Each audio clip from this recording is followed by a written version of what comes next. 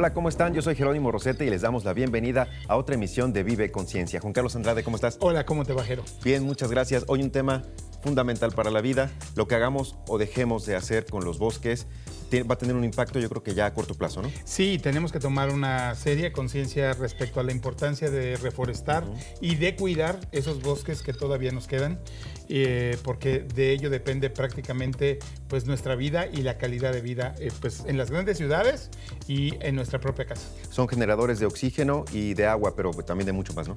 Sin duda, nos brindan servicios ambientales que vamos a conocer con detalle a lo largo del programa, y para eso hemos invitado al maestro en ciencias Orly Gómez García. Él es gerente del Jardín Botánico Clavijero, y también al maestro Carlos Iglesias Delfín, del área de horticultura del mismo jardín, y quien es curador y también parte del equipo del Jardín Botánico, que van a platicar con nosotros sobre estos importantes temas. Pues quédense en esta emisión de Vive Conciencia, un tema muy importante, como todos los que hemos tratado a lo largo de nuestras emisiones. Comenzamos.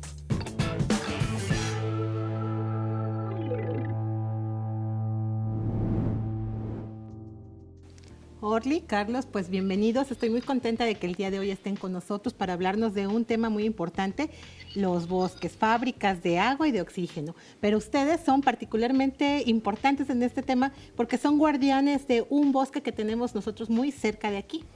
Gracias, Norma. Como siempre, un placer estar aquí contigo. Sí, efectivamente tenemos la fortuna de ser los custodios en el Jardín Botánico Clavijero del INECOL del Santuario del Bosque de Niebla, que es un área natural protegida que contiene precisamente remanentes de un bosque muy particular que se llama bosque mesófilo de montaña, que era el bosque que rodeaba la ciudad de Jalapa y buena parte de la zona centro de Veracruz, que además es el tipo de vegetación más rico y más diverso de México, pero que también es de los más amenazados porque está muy fragmentado.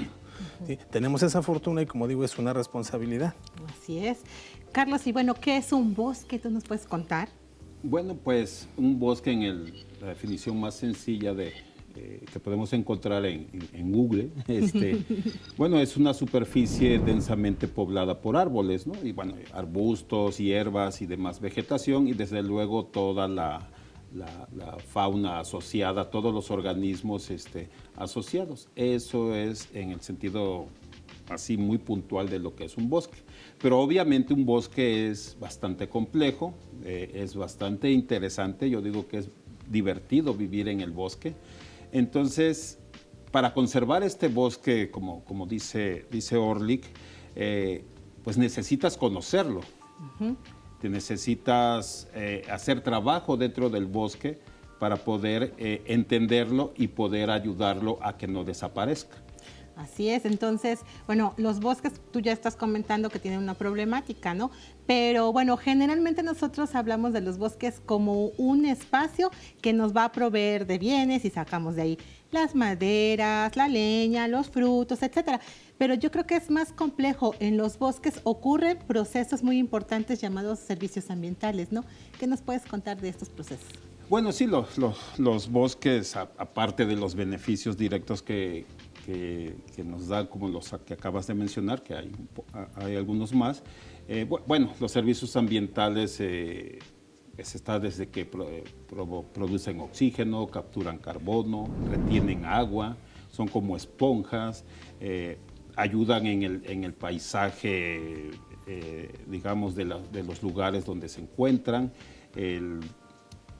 Por otro lado, toda la fauna asociada, toda la biodiversidad que guardan estos bosques. Entonces, entender todas esas interacciones que hay en un bosque es parte de lo que finalmente hay que hacer en ciencia para poderlo entender y conservar. Y preservar todos estos procesos, ¿no? Los bosques entonces están amenazados. Sí, en general, digo, al tener los humanos un estilo de desarrollo que va consumiendo los recursos naturales alrededor, vamos a poner el ejemplo de las ciudades crecen sobre su entorno natural, muchas veces es bosque. Entonces simplemente crecemos y crecemos en la mancha urbana, pero no nos preocupamos por recuperar, por restaurar los procesos ambientales, los servicios ambientales que resguarda un bosque. Entonces, voy a poner el ejemplo del bosque mesófilo de montaña. El bosque mesófilo de montaña, como dije, es uno de los más diversos, más ricos en especies de todo el mundo, y en México ocupa menos del 1% de la superficie, es decir, ocupa algo así como 18,000 kilómetros cuadrados de los 2 millones que tenemos. Es prácticamente nada, ¿sí? Y sí es una amenaza porque no hay una política clara, o sea, no sabemos manejarlo desde una conciencia social común, no sabemos manejarlo para protegerlo. Nos falta mucho todavía, pero eso se hace gracias al trabajo de los científicos también. Así es, mucho de este trabajo de los científicos tiene que ver con procesos de regeneración del bosque. O sea, sabemos que desafortunadamente ya los bosques se encuentran pues prácticamente aislados o en áreas poco accesibles, ¿no? Pero que seguramente tienen posibilidades de volverse a regenerar si se conservan estos que se llaman bosques secundarios o nuevos bosques. ¿Qué nos puedes contar al respecto? Bueno, siguiendo aquí con el tema del bosque mesófilo, una de las acciones que se hacen haciendo investigación es la restauración de bosque. Es recuperar los bosques a través de los ensambles de especies determinadas de acuerdo a sus atributos funcionales dentro de este bosque.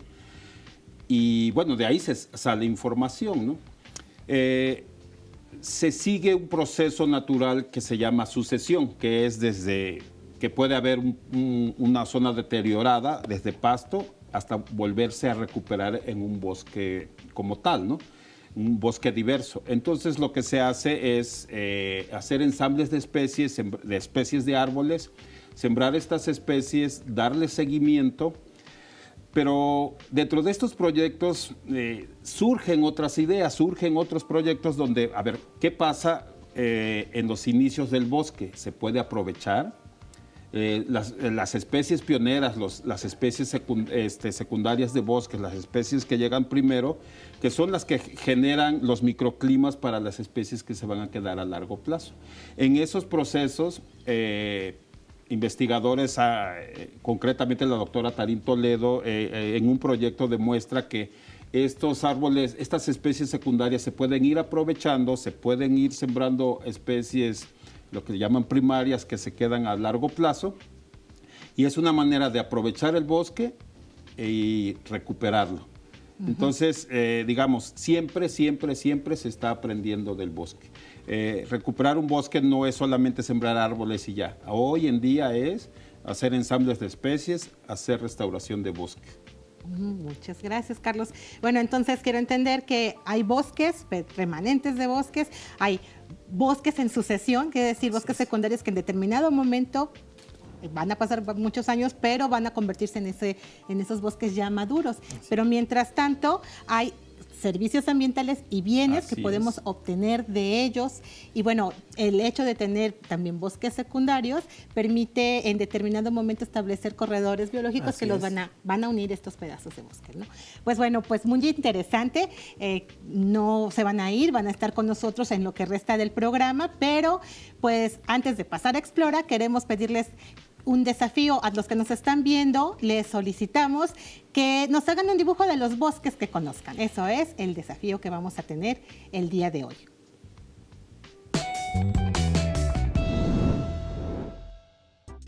Bueno, pues estuvimos hablando de los servicios ambientales que nos proporcionan los bosques y algunos de ellos son que producen oxígeno y que capturan carbono. Entonces, con dos pequeños experimentos vamos a explorar qué ocurre en los bosques. Juan Carlos, ¿qué nos vas a contar? ¿Qué vamos a hacer el día de hoy? Fíjate que siempre se habla de la fotosíntesis y nos tenemos que aprender que el CO2 más el vapor de agua, etcétera, etcétera, ¿no? Entonces, digamos, el proceso de la fotosíntesis, que es el que realizan las plantas. Y uno de los productos de la fotosíntesis es justamente el oxígeno, pero difícilmente tenemos oportunidad de verlo, ¿sí? Claro. Tenemos dificultad de ver cómo se está produciendo ese oxígeno porque es un gas. Entonces, una manera de verlo es encerrar una planta acuática como esta, que es la elodea. La elodea es una planta verde y es una planta que sirve justamente para oxigenar, digamos, los acuarios o los estanques de manera natural. Y entonces, al ponerla al sol en medio del agua, por medio de la fotosíntesis empieza desde luego a generar oxígeno y se ve cómo empieza a burbujear. En este momento pensé que la luz, digamos, del estudio sería suficiente, pero estoy seguro que si la saco al sol, empieza a burbujear y de esa manera podemos demostrarle a los estudiantes, de hecho, algunas burbujitas Sí, se están ven unas desprendiendo por ahí. pequeñitas, Podemos demostrarle a los estudiantes cómo efectivamente las plantas producen fotosíntesis, que desde luego ahí hay células que tienen en su interior cloroplastos, que los cloroplastos tienen clorofila y que la clorofila ayuda en ese proceso. Y es una manera mucho más dinámica, digamos, y mucho más práctica de aprender la fotosíntesis y sobre todo la utilidad, ¿no?, digamos, de ese proceso para nosotros los humanos, porque por fortuna pues respiramos oxígeno y los bosques y las algas también en los océanos están produciendo oxígeno que nosotros podemos respirar. Perfecto, entonces. De Sí. hecho, la fotosíntesis siempre digo que son una de las cosas más importantes de lo que es la evolución, ¿no? Sin duda. Sí, eso es muestra de lo complejo que te puede llevar un camino evolutivo, ¿no? Todo ese ensamble molecular, ¿no? Sí. Para que ocurra primero una cosa y luego otra después. Y bueno, eso detone el que como producto de la fotosíntesis se produzcan los azúcares, que es la base de nuestra energía, Así es. ¿no? Así es. O sea, si nosotros no consumimos los azúcares producidos por las plantas, no tenemos energía para vivir. Digamos, Así nos es. agotaríamos. Al final estamos usando la energía del sol transformada por las plantas Totalmente. y que se producen carbohidratos y que hace que hoy nos podamos mover, ¿no? Así es. Interesante. Pues muchas gracias. Entonces esto es lo que está ocurriendo en los bosques y bueno, con este pequeño experimento lo podemos ver. ¿Y por aquí qué tenemos, Carlos? Bueno, hemos hablado de los beneficios ambientales que tenemos de los bosques. Uno de ellos es la retención de agua, ¿no? Por ejemplo, se sabe que un pino aislado en 24 horas de neblina puede capturar 50 litros de agua, ¿no? Todo lo que escurre y demás, ¿no? Entonces, Un solo pino. en un solo pino, ¿no? O un árbol de unos Sí. 15 metros con un De- diámetro de 20 centímetros puede jalar 200 litros de agua del suelo para traer que finalmente se van a la atmósfera, ¿no? Entonces, los bosques, como dije, es como una esponja donde retienen agua, ¿no? Caen los aguaceros y el agua se va resbalando por los troncos, por las hojas y demás, hasta que llega al suelo y ahí se va infiltrando a los mantos freáticos o va bajando superficialmente muy suavemente. A diferencia de cuando no hay vegetación, que se hacen los torrentes y, bueno, se lava todo, Por ¿no? ejemplo, hace unos días hubo una lluvia intensa y fue a inundar pues ciudades del puerto de Veracruz, digo a colonias del puerto de Claro. Veracruz, ¿no? Ese es un escurrimiento muy fuerte, ¿no? Muy fuerte porque no hay nada que lo retenga, ¿no? No baja a través de la vegetación, la hojarasca, las hierbas que hay en el bosque. Debemos de recordar que el bosque también se puede ver de manera vertical, ¿no? Arriba están las copas de los árboles, que es el dosel. En la parte de en medio está el dosel, así el dosel medio, y abajo está el sotobosque o el estrato herbáceo, ¿no? Y ahí viven diferentes tipos de plantas. Ok, entonces aquí vamos a ver qué es lo que ocurre cuando hay vegetación y qué ocurre cuando no hay Sí, vegetación. una manera simple de demostrar esto. Bueno, aquí tenemos dos macetas, aquí tenemos tierra de bosque, hasta plantas tiene, y aquí tenemos, digamos, lo que sería Suelo desprovisto de vegetación. un suelo desprovisto de vegetación. Si me quieres ayudar a ponerlo muy suavemente. Le vamos a poner agua. En la misma cantidad de En la agua. misma cantidad de agua, 400 mililitros. Y vamos a ver cómo es que el agua baja en En estas diferentes condiciones de suelo de bosque, incluso con vegetación, con hojarasca, que es la parte orgánica, y suelo totalmente desprovisto de todo esto, ¿no? Bueno, pues vamos.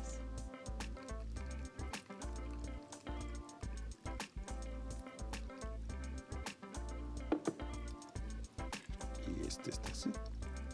Va bajando muy lentamente y se puede apreciar cómo va bajando. Ya. Sí. Incluso está inundado, ¿no?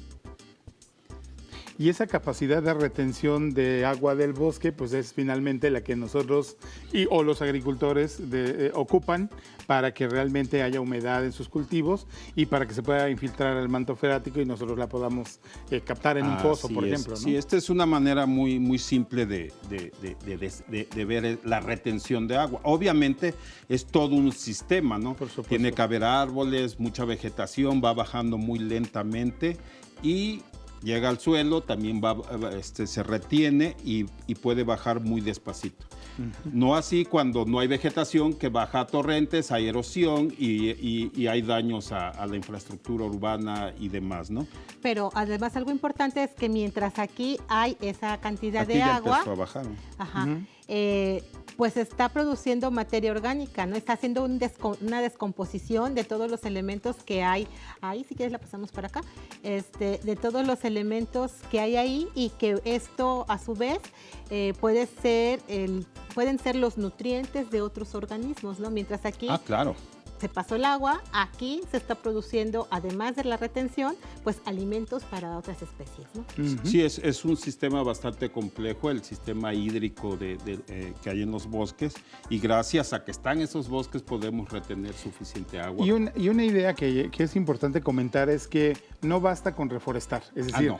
hay que reforestar, sembrar los árboles, pero también cuidar que se desarrollen hasta que alcancen un estado de madurez adecuado, porque se invierten muchos recursos públicos en los programas de reforestación, pero se siembran, no hay nadie que les dé seguimiento y debería ser responsabilidad de los ciudadanos, el que ya que se hizo un esfuerzo de reforestación, que adoptemos un árbol de esos reforestados, lo cuidemos hasta que tenga cierta altura y garanticemos que cumpla su ciclo de vida. Sí, ¿no? sí, de hecho en los bosques es bueno reforestar o hacer restauración de bosques primero localizando las recargas de agua de los ríos y manantiales, ¿no? Entonces, finalmente, aunque nada más vemos los ríos y los manantiales, el bosque forma parte de todo ese sistema hídrico, ¿no? No hay que olvidarlo, ¿no? Sí.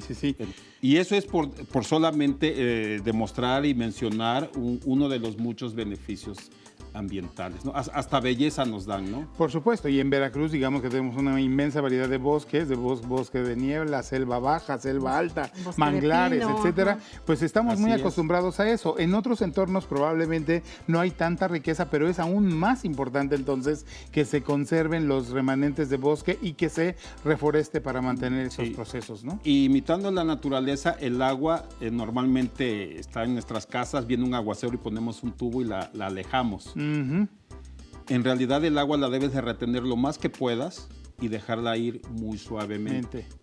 Porque finalmente si la pones en un tubo es agua acelerada o energía acelerada que va a destruir casas y demás. Claro.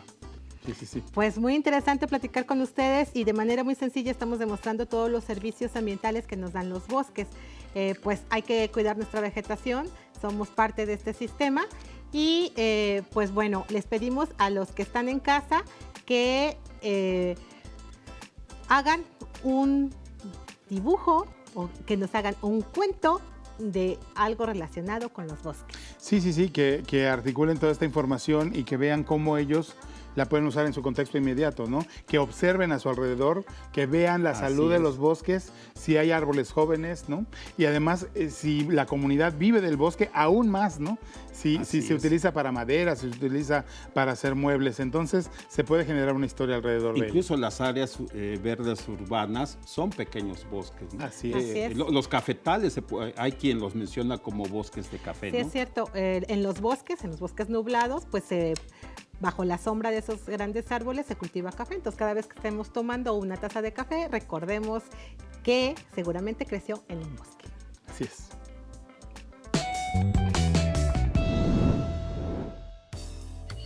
Antes de despedirnos, queremos también aprovechar la presencia de Orlik en el estudio para seguir hablando y cerrar sobre el tema de los bosques, Orlik. ¿Qué sería de nosotros, al menos en nuestro entorno próximo aquí en Veracruz, sin bosques?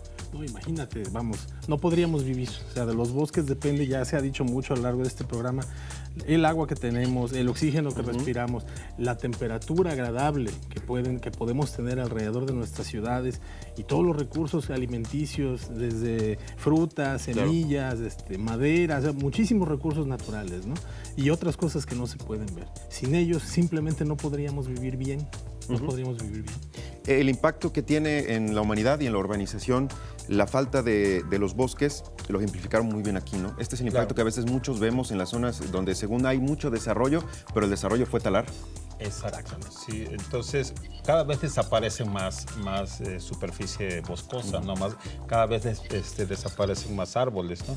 Entonces, el costo económico, incluso el costo ecológico, económico, es muy, muy alto, ¿no? Entonces, un ejemplo, en Veracruz llegan huracanes. Todo el mundo se prepara para el viento fuerte y demás y dicen, ay, pues no pasó nada, ¿no? Pero en uno de los huracanes en Veracruz, toda el agua que traía el huracán se condensa en las montañas, aquí el Cofre Perote, el Pico de Orizaba, y en 12 horas, casi 24 horas, había una columna de agua en la Antigua, ¿no? Así es. ¿Por qué? Porque no hubo esa esponja que yo digo que es el bosque para retener toda esa agua y dejarla ir poco a poco, ¿no? A veces pensamos que los efectos del cambio climático no nos va a tocar verlos, sino las próximas generaciones, pero justo ese puede ser un ejemplo, ¿no? Claro, y modificar los bosques son parte de ese generar el cambio climático, o sea, más las combustiones de los vehículos, etcétera, etcétera. Pero nosotros tenemos el bosque, o sea, creo que es una oportunidad de entender y manejarlos correctamente, pues en beneficio de todos los humanos, ¿no? Sí, y el cambio en el clima no es que vamos a sentir más calor o menos calor y ya, o más frío o menos frío. Realmente todo se reacomoda, ¿no? Yo he podido constatar ahí en el Jardín Botánico, hay plagas sobre plantas que solamente ocurrían en la parte costera de mucho calor. Y ahora están presentes acá a 1500 metros sobre el nivel del mar y antes no se presentaban. Entonces, finalmente, todos los organismos, los benéficos y los no benéficos, van a empezar a ocupar otros espacios, otros ecosistemas y se va a disparar su población, ¿no? Pues muy importante cuidar nuestros ecosistemas. Quien viva en el campo, pues el área que tiene a su alrededor, y quien vive en la ciudad y tenga algún área verde cerca, pues también cuidarla. Continuamos. Llegamos al final del programa, pero también al final de esta serie de programas Vive Conciencia. Y para hacer la despedida está con nosotros Fernando, coordinador del programa Ciencia para Todos. Fernando, muchas gracias. Gracias, Gerardo, por la invitación y muchas gracias por permitirnos hacer esta serie de programas de Vive Conciencia, el cual no habría sido posible llevarlo a cabo sin la participación de instituciones como Innovación en Enseñanza de la Ciencia. Sí, pues desde Innovec, muchas gracias a la Secretaría de Educación de Veracruz, a Radio Televisión de Veracruz, a la Fundación Siemens Stiftung por este apoyo para que esto se lograra. Muchas gracias a ustedes también. Gracias, la bióloga Norma Corona. Pues gracias a ustedes por habernos invitado. Pues fue bastante agradable trabajar con todas las instituciones. Y bueno, yo agradezco al Instituto de Ecología y al personal del Jardín Botánico Francisco Javier Clavijero, así a los colaboradores de la Universidad Veracruzana de haber hecho posible este proyecto. Muchísimas gracias y bueno, al equipo de Ciencia para Todos de la Secretaría de Educación de Veracruz y por supuesto a RTV y gracias a todos ustedes por ayudarnos a hacer estas cápsulas de Vive Conciencia. Muchas gracias, Itlali. Gracias, Claudia. Gracias a todo el equipo. Mi nombre es Jerónimo Rosete. Nos vemos en la próxima. Hasta pronto. Adiós. Hasta pronto.